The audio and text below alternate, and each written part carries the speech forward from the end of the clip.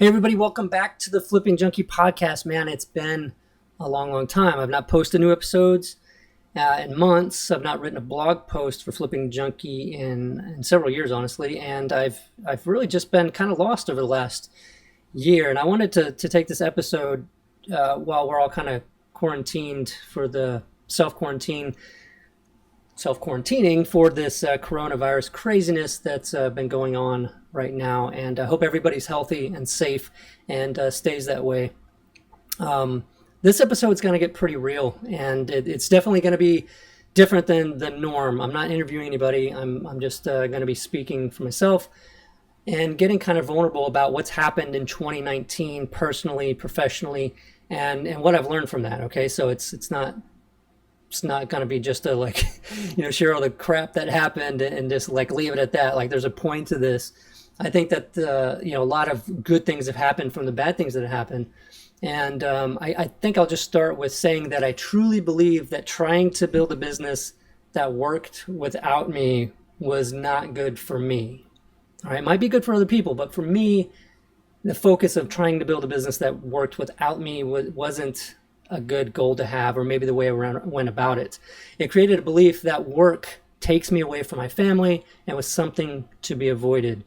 Kind of weird, but if I'm being honest, I'm looking within and seeing what's going on. That's basically what I feel like was happening. It was like I became frantic about setting things up so I didn't have to work, which only dug a huge hole inside of me. So it was like kind of a depressing situation, right? And so that's how I'm going to open this, because I think that kind of speaks to a lot of what maybe some investors are working on doing, is just trying to set up systems, set up things to build themselves out of the business. But maybe we should question that sometimes. But let's get into really what's happened in 2019 and coming into 2020 now. And I'll start with the section of my notes that I entitled Shitstorm. Okay, I think that basically sums up what I experienced through most of 2019, at the beginning of it especially. And like I said, this is going to be getting real. It's not really for the faint of heart, some of it. And this isn't something easy for me to do, obviously. The first episodes of the podcast that I ever recorded, you can definitely sense the nervousness in my voice and all that kind of stuff. And I feel some of that same anxiety with doing this, because it's just sharing, honestly, some personal stuff and the professional stuff that most of us try not to show or let other people see. It's the whole, posting on social media about how well we're doing and all that kind of stuff. And, I was sick of that. I'm sick of that now. I don't want to always be. I just want to be real and enjoy the situation as it unfolds in my life. And that's the place that I've gotten to. So it started with a shitstorm in 2019, like I said, both personally and professionally. So just to get it out of the way, many of you don't know, and this will probably be a shock to a lot of you, a lot of our friends, because we haven't made it a public thing, but Melissa and I had serious problems that ended in divorce that we finalized just last month, okay?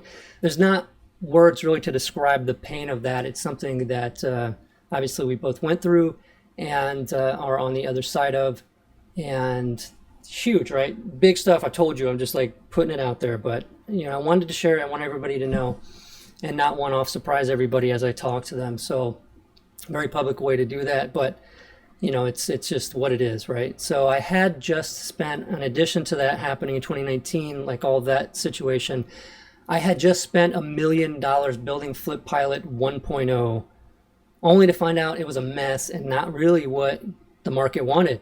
And that all came to a head, at the early part of last year too. And that company was seriously in the red, bleeding at times over $60,000 a month above what we were making, what we were taking in. So needless to say, it seemed like the sky was falling. It seemed like everything was just falling apart. And situations like that definitely are not for the faint of heart. All this happened in my life at the same time. And it seemed while I was recording podcast episodes last year and you listened to those, that I had it all together, I must have done a really good job of pretending, because I was not good. I was not really in a good place, and maybe you sensed it, but so that's what was going on. So I was so concerned with what everybody would think. I kept it all within, which also wasn't a good idea. So that perfect storm of shit, though, was just what I needed. I know it sounds weird to say, but it was painful, still is painful. I'm not going to say it's not, but it really was what I needed, though I didn't know it at the time. And obviously and honestly, I did everything I possibly could to avoid it, right? But God and, life, if you want to call it that, had other plans for me. God put so much on me all at once that all I could really do was surrender. And it's almost like things were piling on to get me to that point where I just could not freaking control it anymore, right? Because it's all like looking back, man, I was just always controlling everything. Like I had everything set up in a way where it had to be for me to be okay. And it wasn't good. It wasn't healthy, and it wasn't right. And I didn't know it though. There's just like this low level anxiety that maybe a lot of us feel. I know I certainly for a long time did, and I just didn't really know why. So, with that, I fought as hard as I could, possibly could keep it all together, but really to no avail. It became very clear the more I tried to fix the marriage or fix the companies, the worse things got. And I had to understand it wasn't for me to control, like I just said. That took a long time to realize with the help of some other people that helped me out. But I was thrown onto a path of self-discovery and self-liberation that forced me to make some serious changes in my life. And for as long as I can remember, outward success was there, but there was so much inner turmoil, that anxiety, that low-level anxiety, and just this feeling of just things not being right. So, but don't worry, this whole podcast episode is not going to be just like doom and gloom. We're going to be talking about being on the other side of that, because I'm now working on being the other side of all of that. And it's so fascinating how all the problems seem so obvious when I was looking back. But at the time leading up to this cosmic shitstorm, all I had was this low-level unease and anxiety. I just had to keep going. I had to succeed. I had to push. And why, right? That's what I was discovering this last year, and that's what I really want to share with you guys today on the podcast. What I discovered through this gift that came packaged, came in packaging that looked like something I wouldn't wish on my worst enemy, but it really was a gift, and it's what I discovered through that. So here's what happened. I'm going to go back to, really, if you don't know much about me, I'm going to go back to a little bit of story of getting into house flipping and all that kind of stuff, just so you have some background. But I was a software developer out of college, got a degree in computer science. My father started flipping houses, and he was having so much fun doing it. He was just like all over town. He was buying houses, doing deals, making money, and just having so much fun. And I was like, man, I want to do that too. He's just like a brand new person and super excited. And so I started learning the business and got into real estate investing part-time. Passion was there in extreme abundance, and I could not get enough. I just love everything about flipping houses. I still do. But at the time, like getting into it was just like, I couldn't get enough, and you couldn't shut me up about it. Like I just could not get enough of talking about flipping houses, strategies, marketing, deals we're working on, all that kind of stuff. Just amazing. Just love it. And that's why I'm still podcasting about it. But after a while, I did want to expand. I felt a pull to develop software again. And, I began getting frustrated. So I did. So as I'm telling this story from, the present day and about the past, but, we did flip houses part-time for about 3 years while I was still a developer. Then I got laid off from my job, and I was full-time real estate investing from that point, probably for the next over 10 years.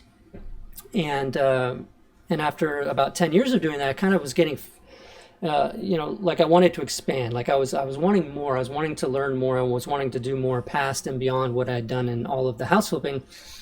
And so, that pull to develop software came again. So while I started getting into the software again, developing Lead Propeller, REI Mobile, which became Flip Pilot, and the other things, some of the trainings and stuff like that, I began getting frustrated having to answer phone calls from motivated sellers.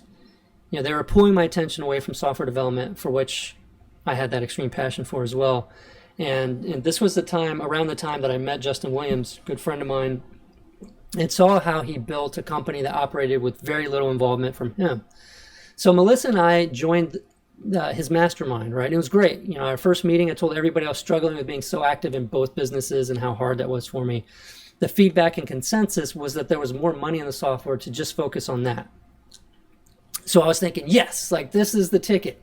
I can hire out all of the work in the flipping business so that I have more time to develop Lead Propeller and REI Mobile into the Flip Pilot and the software system in the future there. But so that's what we worked on doing. Melissa and I slowly built up a great team that was operating very well. But if I'm completely honest, something was still missing. I was involved in meetings, but that was it. But it still didn't feel fulfilling. It felt like I was still a part of it, but not a part of it. And now I had more time to work on the software, but even that was beginning to feel overwhelming. And it's crazy, but I felt like I had developed this desire to do as little as possible. I was still working in the areas of the general businesses of my passions, but it just wasn't working out the way I thought it would. And I was hiring for the software business as well at this time and doing less and less in that business. But I felt more and more pressure to succeed and like I wasn't. So even though the teams were doing most of the work, I felt like I was juggling so much. And the software company alone was like, running 5 separate businesses. I just felt like, had all of this stuff that I'm juggling and trying to keep alive there and going, that it was just really kind of hard to do. And, I spoke with a guy in town in San Antonio here that helped me kind of see what was going on there. And maybe this resonates with some of you listening, because maybe you've been investing for a while and you're doing a bunch of different strategies, and maybe you get this feeling of this too. But he was basically saying, as entrepreneurs, we birth, and he gave that term, like birth, like you birth these ideas and these things into the world, you create. And then you feel like you can't let those wither and die because they're your children, right? You've created these different things. And, I was talking about the flipping businesses, the long-term stuff that we have, rentals and notes, and the different products in the software company, like Lead Propeller, REI Mobile. We were creating Flip Pilot, which was to replace REI Mobile. We have the seller lead hacks training for online lead generation, all that kind of stuff. And each of those was like its own business. And I'm juggling and feeling like all of these needed to be taken care of. So even if the energy wasn't focused a lot on each one of those, I still had that part of me just kind of like held on to thinking about it and making sure that it was okay. And so what ended up happening was I would get my team, my software team, and I'd say, okay, let's charge up this hill, right? Let's charge up this Flip Pilot hill. We're going to get this thing built and get it out there and all that kind of stuff. And as we'd start charging up this hill all together, almost immediately there'd be a fire or something on the other hill, the Lead Propeller hill or something. And I say, oh crap, okay, half the team run back over there and take care of that fire. The rest of the team, let's try to get going, but then we can't get all the stuff we need to get up this hill, so we kind of got to wait for them. And then a fire would erupt on the other hill, right, on the REI Mobile hill, and we'd have to run over and do that. And it was just kind of like this mess of not really making a whole lot of progress. And so this guy that I talked to here in town, he was like, well, I'm going to have you list everything that you have going on. So like all of those products and businesses and stuff like that, and list them. And immediately after you say each one, tell me whether you're passionate about it or not. And don't stop to think it just has to be something that comes right away. Are you passionate about it or not? List each one and say that, yes, passionate, no passionate, after each one right away. And I encourage everybody listening to do this if you've got a lot going on, okay? Because it forces you to not think through all the reasons why you're supposed to be passionate about it, okay? And so that was pretty eye-opening when I did that. And really there was like 1 or 2 things that came out of all the, I think 9 things I listed that I did have a passion for. And it helped me see that I needed to make some adjustments, right? I needed to do some things. And, it's I'm trying to see where I'm going with this, but it's like this endless thing of trying to juggle all these different things, right? And we don't know why, and we're not figuring out which ones we want to really focus on. We got to keep it all alive. That's a big point. That's a big, huge realization that I hope a lot of you listening will make. And I talk with so many investors these days trying to work themselves out of their flipping businesses. And I even was like kind of preaching that, right? Because that's what I was trying to do at the time as well. And it's usually wrapped in the beautiful gift wrapping of passive income, which is the most gorgeous gift wrapping ever, right? It's awesome and absolutely love passive income, but the end shouldn't be the focus. The end should not be the focus. We lose something by always focusing solely on the end. And one day I was actually talking to Melissa about something, regarding this, and the question dawned on me. If we're so interested in working ourselves out of our business, out of the day-to-day, do we really want to even be in the business? I think we got to be honest with ourselves about that, right? It's like, a statement that listening to Jim Rohn, the business philosopher that I absolutely adore, all of his teachings, he talked about, you can kid other people, you can kid the marketplace, but do not kid yourself. And I think a lot of this, like last year and the beginning of this year, I've learned a lot of that, right? So, if we're interested in working ourselves out of the business, don't really even want to be in it, what are we doing, right? Is it because we've lost sight of what it was all about, right? Like if the end is all you're hoping for, it's probably going to be one of those situations where the end is never here, because all of your goals change all the time and you will never get to this point that you're hoping to get to. And I hate to say that, but I think a lot of people might want to look at that and see if you're kidding yourself. I was kidding myself for a long time. So I'd already stopped being involved at this point in flipping houses. Melissa was running it. And a part of me kind of died then. My identity of being a house flipper was really, really difficult to let go of. It was hard to accept that I was now the leader of a software company instead. And something just kind of felt wrong about all of it, but I didn't know why, right? And I tried to develop my dream software system for house flipping. I knew exactly what it needed because I was a customer, and my identity was still clinging to being a house flipper. I built a team to develop that software. That all ended in disaster. It turns out building a huge software system that does as much as you can think of and then releasing it all at once is a bad idea. Yeah, who would have thunk it, right? But I thought, I'm the ideal customer. I know what everybody wants. And yeah, so I just fall into that trap. So it was hell. And this was the beginning of 2019. And what I'm realizing as I'm saying that now is, I've always been teaching with getting into house flipping. So many people get caught up in trying to learn the ins and outs of closings and the ins and outs of, rehabbing, of setting up their companies and their entities and, insurance, all that kind of stuff before they've ever even marketed to try to buy a house. And it's like, it's crazy, because if you never get to the point where you buy a house, that's all the waste, right? So the focus on just the beginning, focus on just putting marketing out there and getting calls in, right? And talking to people about buying their house and learning step by step as you go, instead of jumping ahead and really just learning instead of doing. Us building that software system was a lot like that. We just said, we're just going to learn all of it, which means we're just going to build all of it all the way out to the end and then release it all at once. And that didn't work out. I mean, hell, even our marketing idea for Flip Pilot 1.0 was everything in one place, everything for everybody. That to me was focused heavily on the big hitters in the business that were part of the mastermind that we were part of. So it made sense. That's who I was just spending time with. And this is such a small subset, though, of all the house flippers out there, but I was catering to them. And so not the kind of system that the typical house flipper out there is going to want to or need to use or even want to afford to use. So not being in the business, using it myself also, I hadn't considered the day-to-day usability of that system as much as I should have. Instead, I was focused on cramming 1,000 features into it. And turns out that day-to-day usability is really a big deal. Go figure. But anyway, that's why so many people hate Podio, and that's what we were actually developing an alternative for.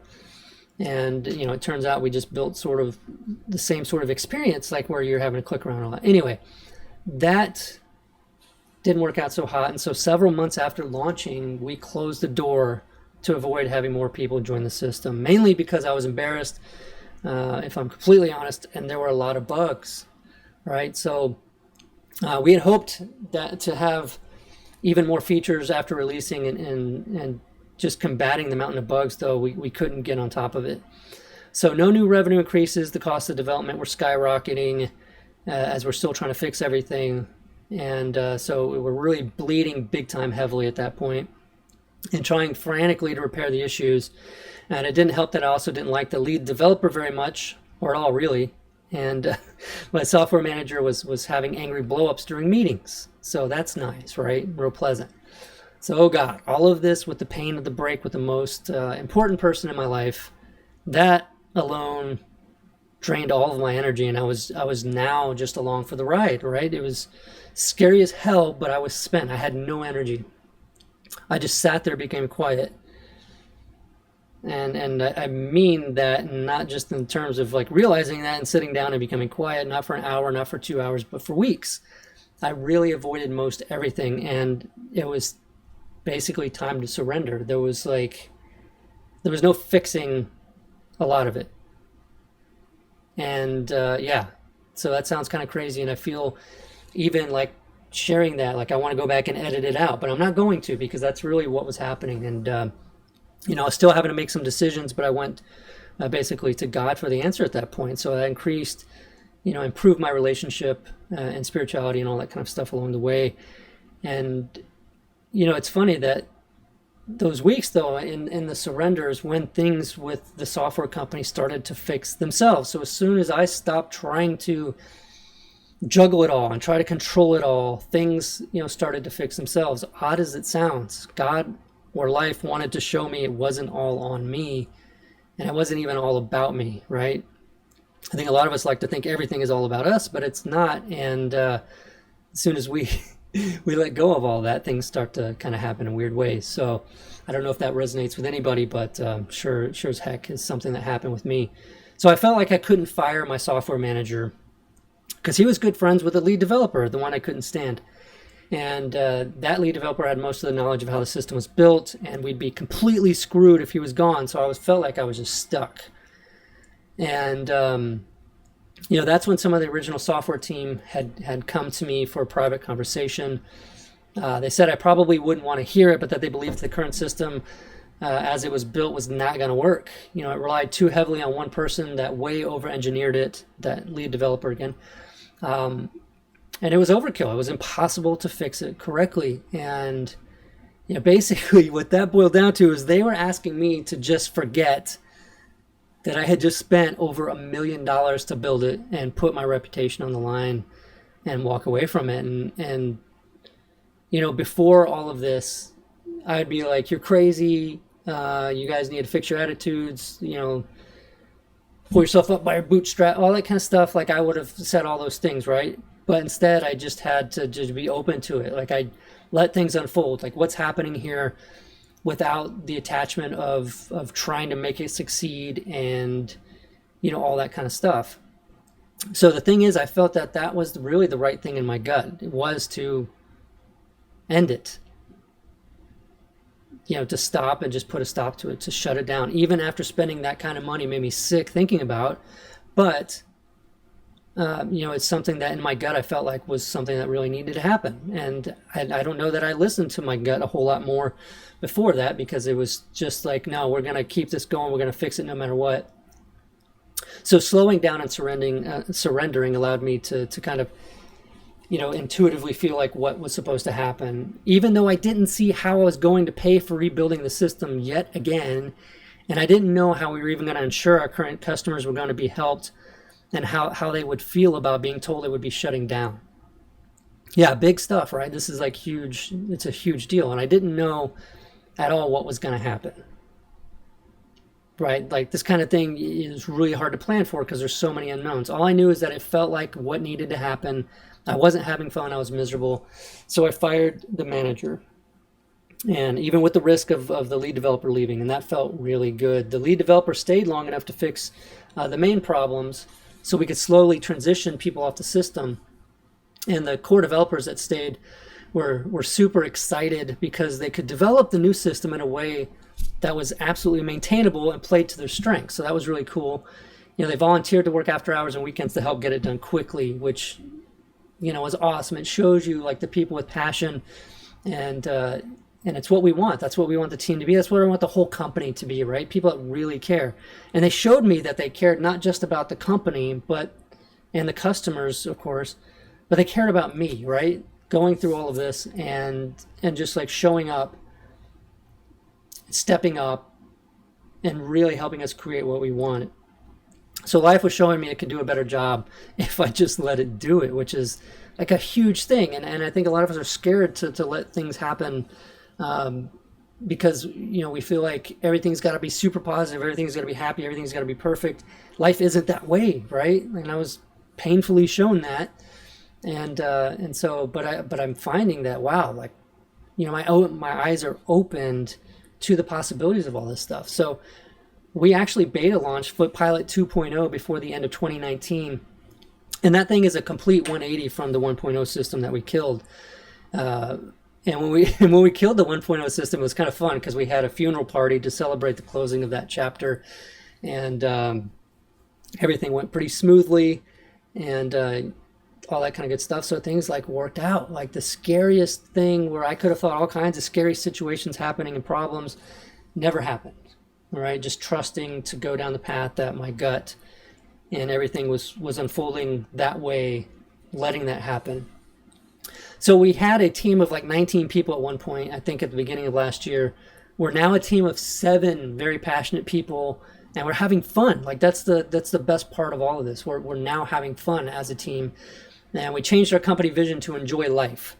And that's what it's all about, right? Our vision used to be that people could build businesses that work without them. And if that's still your goal, that's great. Like I said, not for me. And I'll talk more a little bit about that. But enjoy life now is really what it is. And the vision used to be that, the house flippers could build a business that works without them. And now it's more just about enjoying life, enjoying the process. Like it shouldn't be once you get to that point, everything's going to be great. It should be, let's enjoy the process. Let's enjoy what we're doing every single day. And whether we feel like we should be doing that or not, like we can enjoy every single thing that we're doing. A good friend of mine shared a quote from Gandhi with me recently. It was, "The end is inherent in the means. And everything that we do is infused with consciousness with which we do it." So it seems so obvious not to focus solely on the end, because then our consciousness on the doing and everything that we do is not fully there to unfold in the way everything's supposed to. I wasn't allowing the means to be what it was all about. So that push that I was talking about earlier, that feeling of always just needing to push, was always because I had a covert contract with myself. And that covert contract pretty much stated I wouldn't be happy until XYZ. Well, guess what? XYZ was always freaking changing. That's why their variables X, Y, and Z. And yeah, that's my nerdy programming speak. But anyway, damn it, right? Like it's frustrating and it's a hard trap to get out of. And I think a lot of us, I mean, I've always been in that trap. And the fun can be and is in the process. If I'm not having fun, it's time to work on letting go of that part of myself that won't let me enjoy it or has an issue with it because of some belief that I have. And so if you're doing something in your business that you feel like you don't want to do or you're struggling with, maybe it's just letting go of that, because maybe we've fallen into this trap of, these beliefs that we should be beyond that now. We should have hired people. We should have hired an acquisition person. We should have hired a lead intake. And so I'm frustrated I'm taking calls because I should have hired a lead intake by now. Let go of that crap. Stop shoulding all over yourself. I forgot where I've heard that before, but I love that. Don't should all over yourself all the time. Yeah, I mean, that's what it's all about. So it might seem like a weird thing to say, of the letting go of that part of yourself that won't let you enjoy it or has an issue with it. But it seems like so many people are looking for that special opportunity to change what they're doing to become fulfilled. So going to work is supposed to do something for them. Going to work was supposed to do something for me. I was supposed to be always super pumped about it, super happy about it. And I'm learning it's more about letting life do its thing. Letting life do its thing.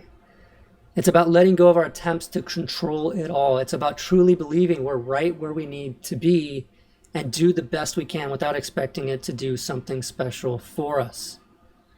Because remember, it's not all about us. And that lack, when you feel that way, is an internal thing. It's not from what we're doing outside.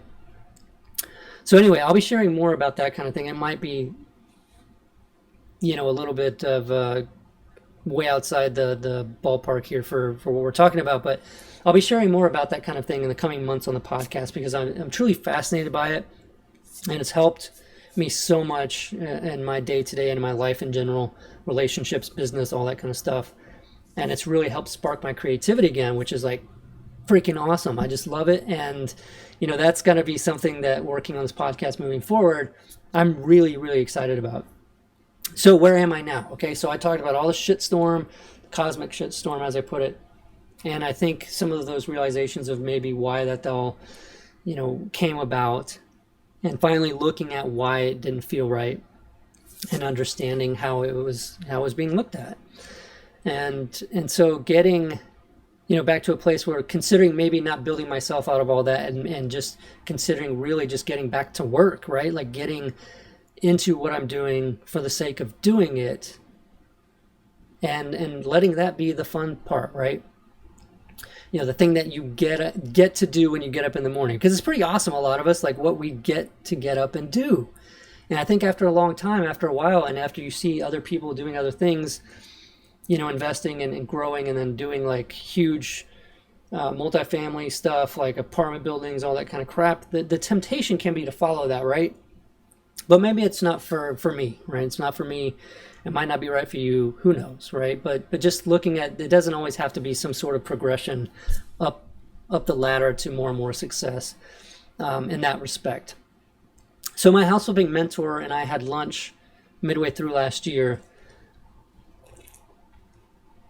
And that's all I'm going to say about that. No, I'm just kidding. So we had, if you're still listening, I'm really thankful for that. Anyway, my house flipping mentor and I had lunch midway through last year. And he mentioned in that conversation when Homevestors was just starting their franchise, the founder had come to San Antonio to talk to him about being one of the first franchisees. That founder, he showed him all the processes and stuff, the systems, and exactly how everything was supposed to run, which was pretty much just like McDonald's, right? Like everything's spelled out, everything they're supposed to do, marketing, putting under contract, closing, all that stuff, rehabbing systems. And my mentor told him, absolutely not. Like, no way, I don't want to do that. He asked him why he would possibly want to do that, why he would want to be a franchisee.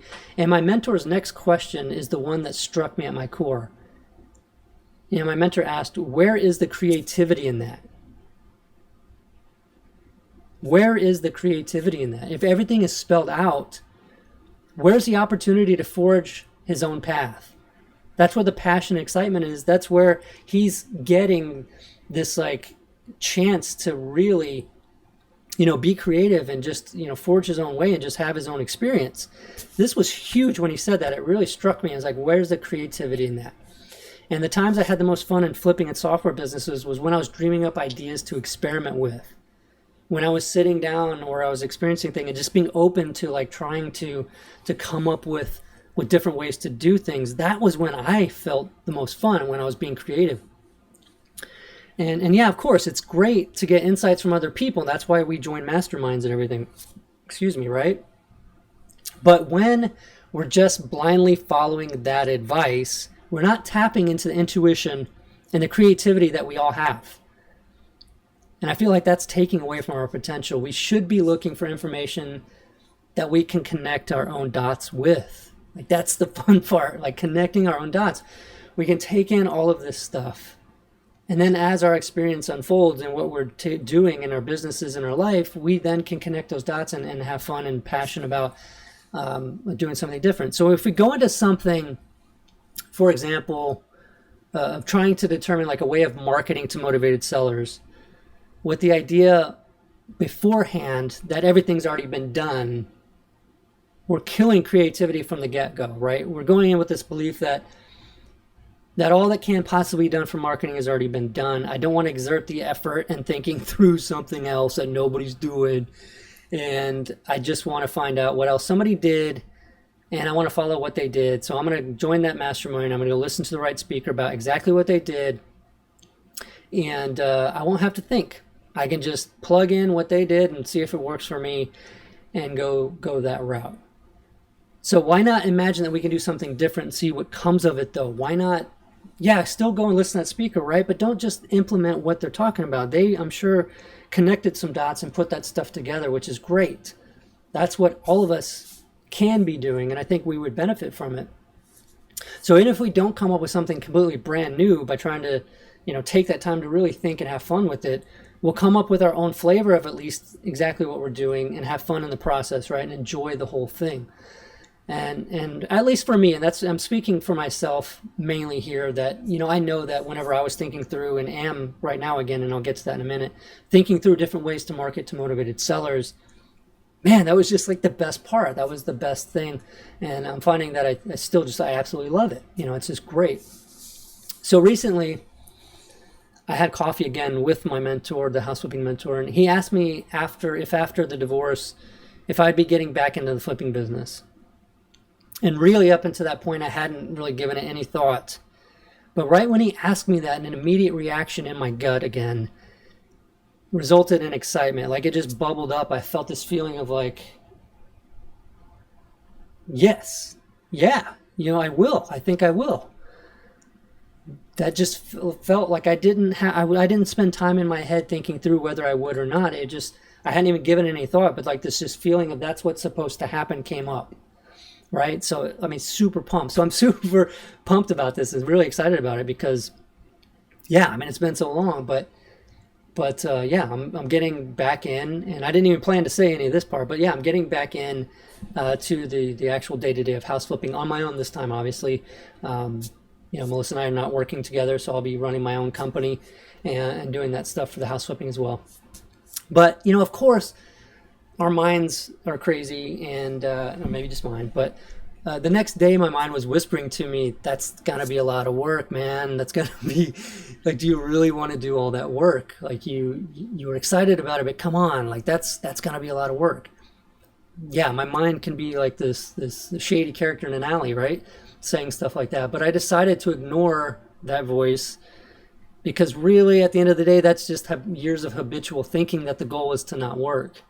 And so when I chose to not listen to that and really get into doing some stuff day to day to be generating leads, like that excitement is just coming up. It's just a flow, and it's amazing. I absolutely love it. And maybe that's something, if you're out there listening, that resonates with you. Maybe you're feeling like you've got this voice telling you shouldn't be doing these parts of the business anymore, and you're getting down on yourself.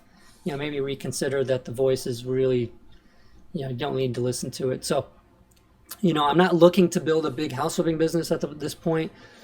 And really, if I think about it, most of the happiest investors that I know, including my own dad and my mentor, my dad and my mentor, my dad is one of my mentors, but not the one I was referring to.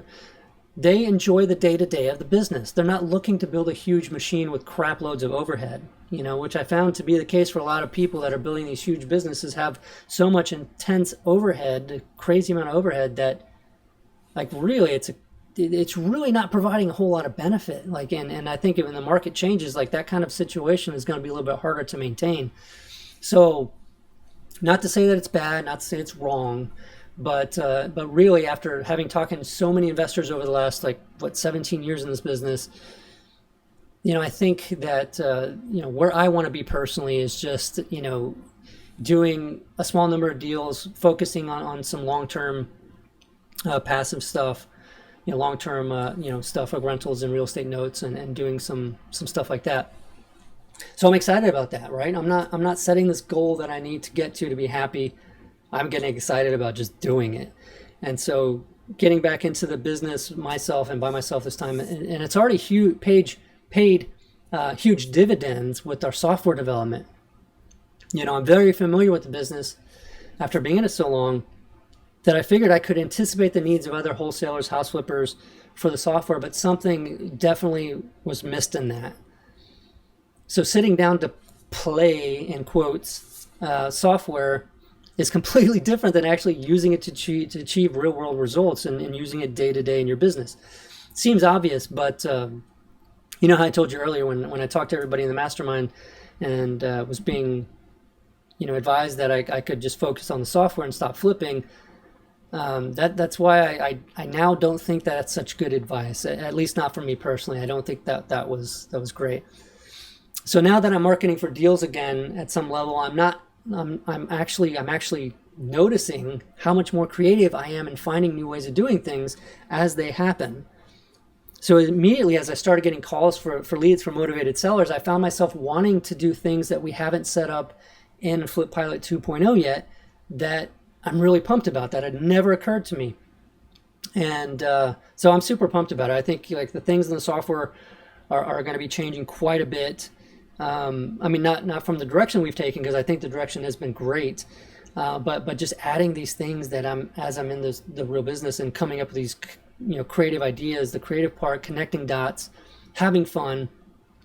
It's just going to improve on its own, because I'm building Flip Pilot 2.0 to be the software for me, my size of business, which I'm not making a big business. And if other people find that they feel the same way about it, great. But I'm not going to try to build it to be everything to everybody. I'm just going to, like, what I feel like is an awesome thing and I want to do it, and we're going to put it in there.